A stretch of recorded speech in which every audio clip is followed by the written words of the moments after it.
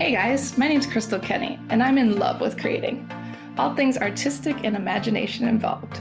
I'm an American girl who chased her creative dreams all the way to Paris, France, making a living using photography. This podcast takes you inside the stories of all the artsy folks I've met along the way and gives you that extra push to discover your creative gifts. The desire to create is deeply inside each and every one of us, and I give you the tools and inspiration to find a new way of living a more creative life. This is La Vie Creative, the podcast.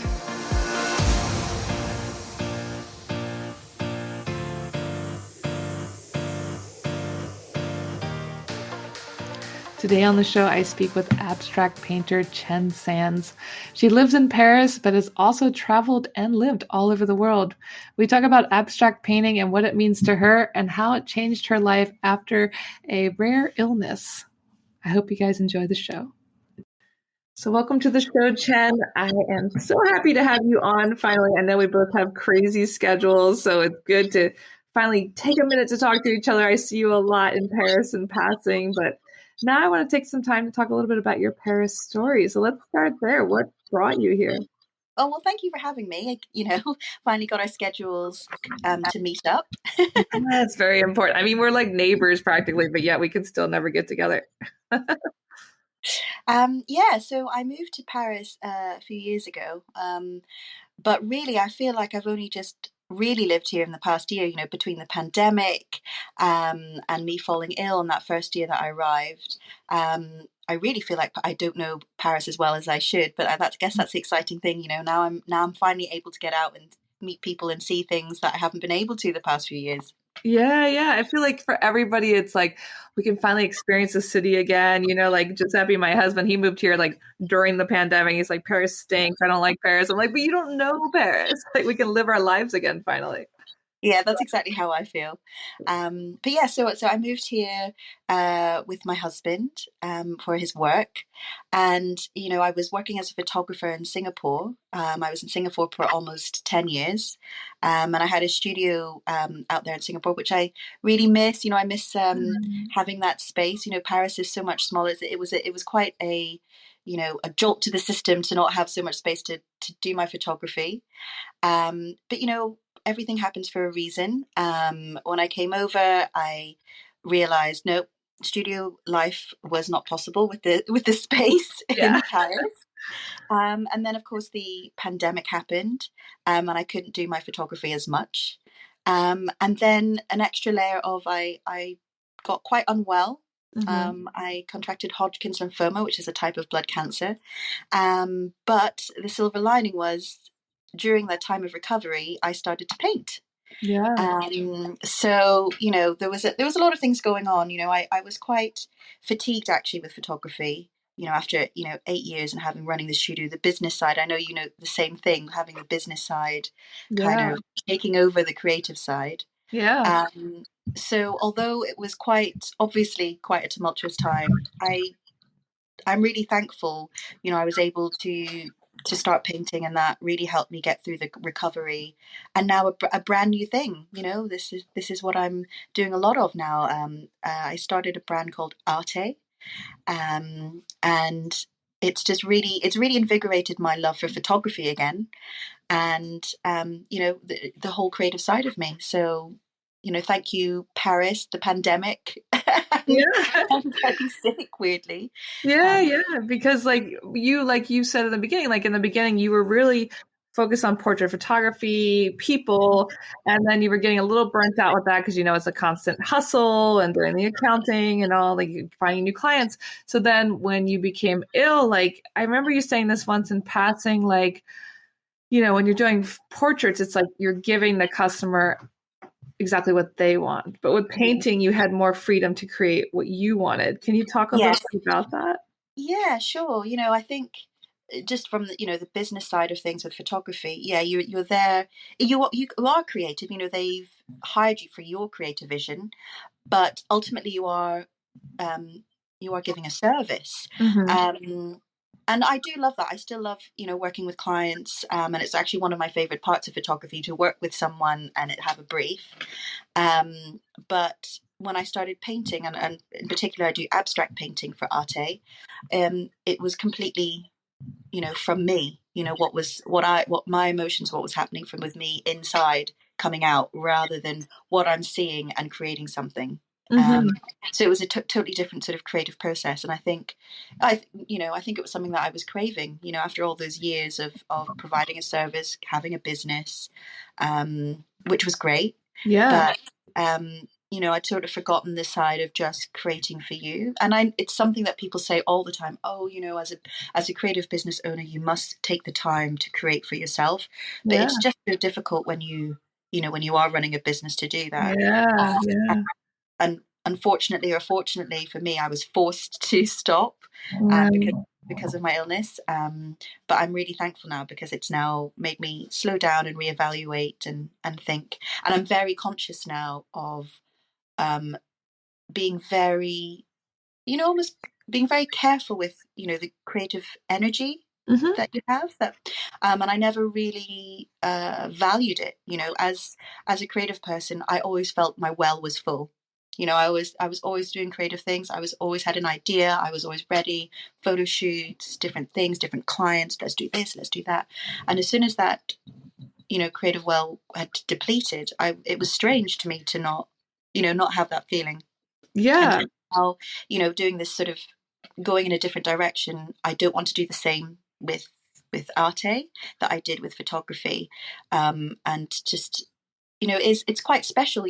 As creative people, it's something that we should make sure that we value, not just take for granted. Oh yeah, I'm a creative person and I have this Yeah. business. Yeah. This idea of really guarding your creative energy is something that I've really only learned in the last couple of years. Because I felt I've always had it.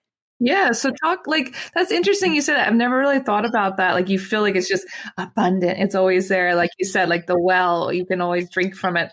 But in a way, did you feel like, do you mean in a way you were burnt out, or more so like you just didn't feel inspired, or just the creativity wasn't even there? Like how do you mean by I think a mix of all of those, to be honest. And I don't, it's quite difficult now when I look back. It was a mixture of things. I'd moved countries. I'd moved like 7,000 miles from Mhm. Singapore. I was in a new city. I didn't speak the language, and on top of that, I was actually quite ill. Yeah, Um, so I think those things didn't help either. yeah, But if I'm being honest, I think I was feeling that at the end of my time in Singapore. So yeah, I think it was a mixture of feeling burnt out and just not understanding that actually it's quite special. We have this thing with people who are running creative businesses, that we've got to hustle, we've got to learn the business side. And I think it's really only in the last few years where the idea of mindfulness and self-care has really become a thing. It's mhm, not a buzzword. I do, it's not something silly, but it really only has come to the forefront in the last few years. yeah, But before that, it was just all about making sure you knew the business side, and no one yeah, really talked about this idea of, yeah, looking after your creative soul. And I say that, there was the old school, the artist's way, she'd written that book years yeah. ago. But Great book. Yeah. I think in the digital age, all you've got is everybody hustling and get the Hmm. clients, and Yeah, you because know it's very like the demand is always there when we're constantly connected. It's like you got to post today. You got to give some new work. You got something new, exciting. So it's like in a way the internet has connected us, but also it's been harmful for the art itself because you feel like constant demand. yeah, the draining of it. And like I said, this well, and that's how I sort of see it, is how am I filling up my well and making sure that it's nicely topped up, because it was completely gone. It was Yeah. completely it. So how do you um protect that creativity? Do you just take days off? Do you yeah, meditate? Do you exercise? What do you do? I think I'm still learning, to be honest. I think that there are definitely books like The Artist's Way that can help. But yeah, I think taking time off. I think having a different artistic avenue to explore. So, like I said, as soon as I started doing abstract art, Hmm. it really helped with how I looked at my photography. So, it's nice. It's fine to have hobbies, and as an artist, you can have hobbies, and you can do other things that doesn't have to make you make you money or get you new clients. And and it might not even be artistic. So yeah, like running or sports or something like that. But I think definitely I think what I learned is that I was asking photography in particular to do everything for me. I wanted photography to, Mhm. nourish my soul, put food on the table for me, give me new ideas. And I was putting that all on, taking pictures. And as soon as I Yeah, realized taking pictures did not have to do all of that. There's other things that yeah, can feed the creative soul. I was like, oh, okay. And maybe that it sounds obvious when you say it out loud, but when you're in it, and when you love something, when you love a particular thing, whether it's photography, makeup, floristry, whatever, I think it's very, that you feel like that's all you can do and want to do. Um, but actually, sometimes that's, like you said, you're not filling up your well. So that yeah. definitely. It's the same as being demanding with our partners. They can't provide everything. They can't be our sole source of happiness. Yes, exactly. Yeah, that's exactly it. I feel that it's the very same way. It's a partnership, and the one person cannot provide absolutely everything. Hmm. And why put that pressure on? Yeah, it just ruins the relationship with your art and your partner. We can make that metaphor there. And how has your art changed since your illness? Because when you started painting abstract, you were sick. You were very sick, and now you're better. You're in a good place. Like, how has your art changed from that? Do you notice a difference in the way you paint or draw? I think it's just developed in terms of my ideas for it. I think it was very organic how it started. The very first original series that I did, it was very personal. So it was people that I actually knew. I started aatei because I just didn't have the words to thank all these women in my life that really helped me through that tough time. I'm not a great writer. I'm not good at speaking. I know I'm on this podcast. I'm like, oh, I've got to say words. Can I not just put some colors up? Um, and so yeah, I had all these feelings that I wanted to, yeah, to show, to tell these wonderful women in my life. And I didn't. And I was doing a couple of courses just because, my doctor was like, you're in remission, yay. But, Hmm. you need to spend, some time, your body needs to recover from the chemo. So, and I just was picking up a camera was not doing anything for me. So I just did some of Hmm. these courses. And one of them was large abstracts. And I absolutely loved it. And from doing that, I was like, okay, actually, I'm just going to do some of these abstracts for my friends. And just in the sort of title of the abstract, it's basically my thankfulness to them. Yeah. And I did these series for them, and I realized I did have some words to attach to the art. Um, and so when I sent them the pieces, sent them prints, and I wrote a message in the back, and that's how I came up with doing this the message prints. And that was actually the first thing. That's the reason why I started Arte. I had no visions of becoming a gallery artist and being up Yeah. in galleries. I literally just did these little things that I call message prints. And I thought, I think other people would love to do this too. It's basically the idea is, it's not a greeting card. It's a fine art print, but you're able to put a message in the back so that Hmm. you can sit it up, and the person can read your lovely message. But at the end, when they're ready to hang it, you can put it in a frame, and they'll always be reminded whenever they pass it. Pass it in by your desk or whatever. So yes, I started with the message prints, and I love them because the idea is that you send this lovely print with a message inside, that you've written yourself. So when they receive it, they can obviously stand it up a little bit like a greeting card, but better than a greeting card, and read your message. And then when they're ready, they can then put it into a frame and hang it on the wall. And the idea is that it's there to be a daily reminder of that amazing message that you've sent them. And so I started Arte because I wanted to sell more of these to let other people do the thing that I did when I was sending these prints to my friends, to show them how thankful I was to them when they helped me when I was ill. And I just love the idea because we send birthday cards and Christmas cards and wedding cards, and then sometimes the messages inside are so lovely, but you don't, you sort of put them in a drawer because it's a card at the end of the day. Some cards are lovely and you want to keep, but I really wanted to make something that was intended to be on display, if that makes sense, but still has all the Yeah. sentiments and all the love that you would get when you're sent when you write a card to someone.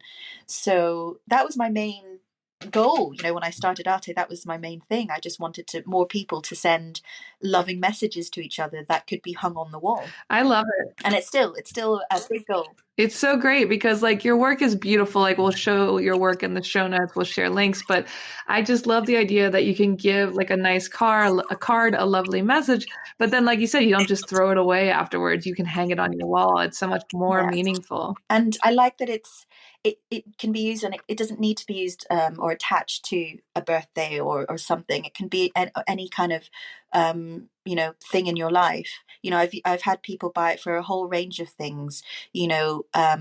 Obviously, with similar stories to me. Oh, my friend, she's having chemotherapy, and I want to send her something to show that I'm with her, and she's doing amazing. To even perhaps more sadder things. Someone's passed during the pandemic. Having something that just shows the love that's it doesn't have condolences Yeah. written on this on the front, all the way to obviously you have a new job, or you've moved house, or just the original branding of aatei, which is celebrating sisterhood, to people that you love, that you just want to share, that how much they've impacted your life. So yeah, I really love my I message love them prints. too. They're beautiful. When I finally get my own apartment that I can decorate, I want to get like a big one. Like I want like and like sometimes people like they can give details about the person or whatever, and then you paint based on the details, right? Yeah, so I think you were asking me how it's evolved. So, that's what I started doing aatei for these message prints.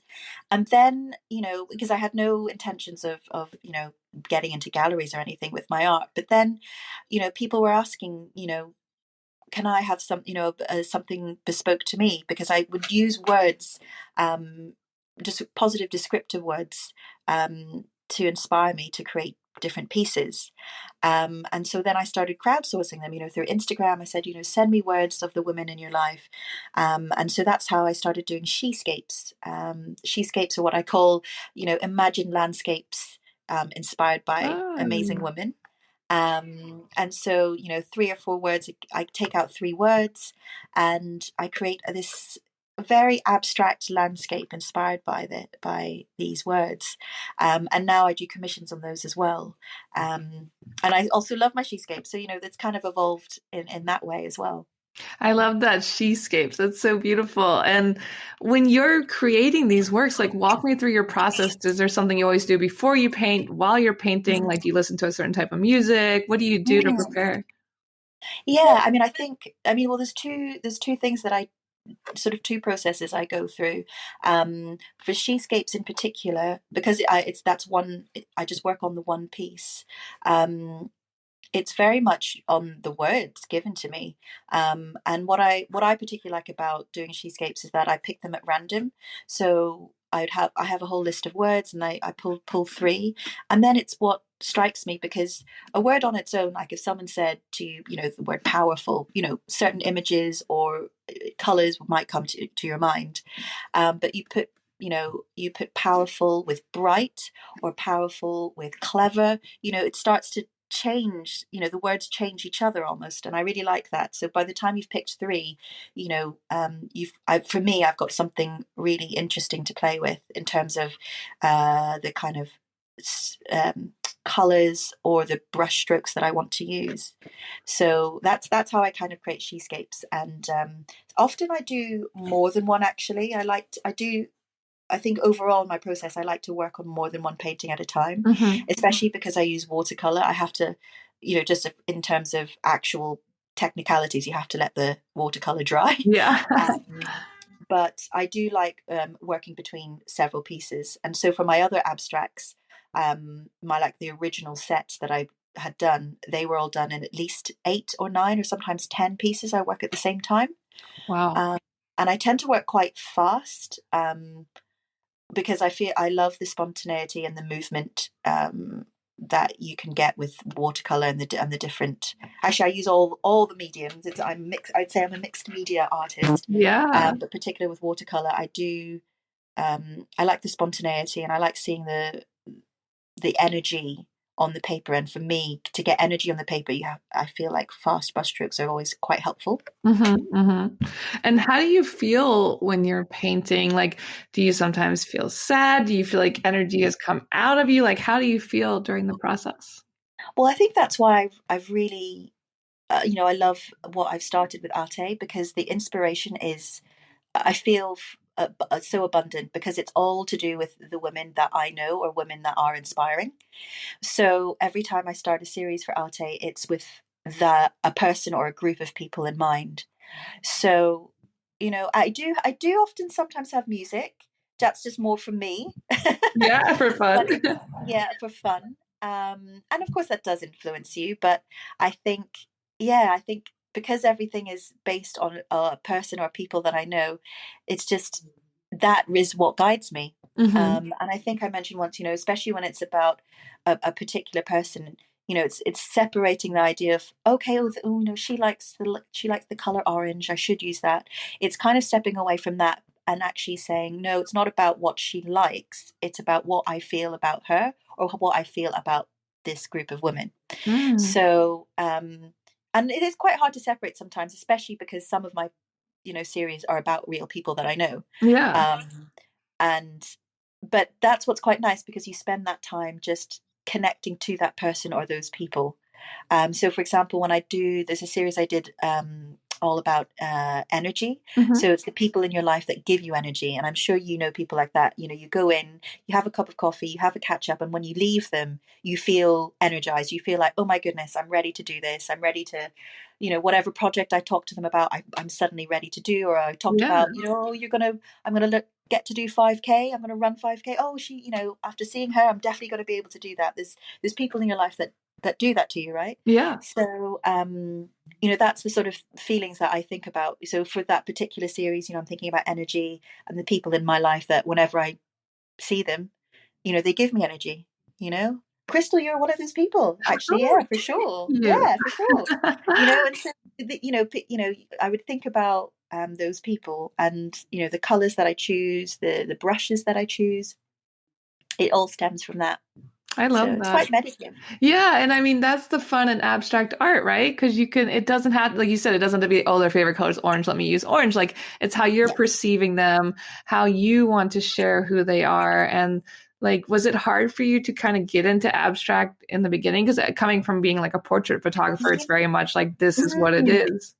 You know what? I think what it surprised me, because it came quite easily, Mm-hmm. actually. Yeah, I think and to me, art, before I did abstracts, art, I sort of did art at school a little bit. Not I didn't take it very far. But it's all about, shading and draw the apple, and Yeah.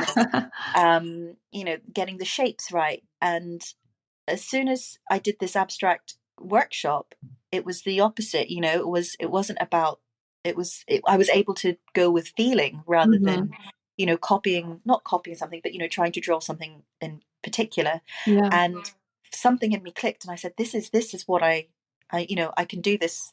I really enjoy doing this. And I know for people, there was a few people in that workshop that came from, you know, backgrounds such as architecture, and fine art, and they had real trouble letting go, because they'd been trained Yeah. to draw a certain way or to paint a certain way. And I think what helped me was that because I didn't do art to any kind of degree, I came in very open. So when the lecturer was like, do this, I found it very easy to do it, because I didn't have any preconceptions of what I was trying to do. So I think it helped me. Yeah, it's But kind of like you learn the rules to break them, but you didn't have like that I didn't foundation, have so it was any. easier. Yeah, so no, that's why I did come to it quite easily. And it's a very freeing thing. And actually some people have asked, we'd love to learn to do some abstract workshops and things, and I'm considering it. Before I was like, oh, I don't know. But there's definitely techniques and things that I think anyone can. To I mean, I learn. think anyone can paint and do abstracts, and I think it's Yeah. very therapeutic. Um, and I think it's because you need to go in with the goal.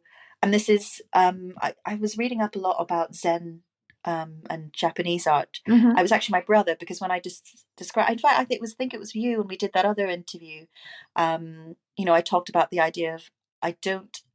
it's not about the end product, it's about the Mhm. process of it. Yeah. So for me, it's like you said, I'm not doing something orange because I know the girl, my friend likes orange. It's the process of the paint on the paper. It's how I feel about that person, and it's the brushes that I use. It's very important. It's the textures. It's the media. Do I use pastels versus watercolor? And so it's more. I have to enjoy the process, and Mhm. I do it for the process, not because I want the end product to look like something. Yeah. I really don't go in when I start doing a series going in, oh, I want it to look like this. Yeah. It's more about these are the things that I want to pick up and use, and then something gets created. And I think it is a strange process, I guess, if especially if you're like, oh, I want to paint an abstract today, but Yeah. um, but it's the process of it is what I find really interesting Mhm. and fulfilling.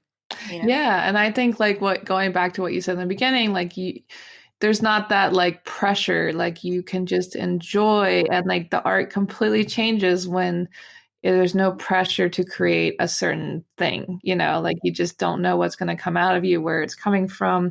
And do you believe, I don't know if you read the book Big Magic, but Elizabeth Gilbert talks a lot about in that book how our creativity, it's not actually us, it's these creative energies flowing through us. Like, do you believe in that stuff? Oh, that's interesting.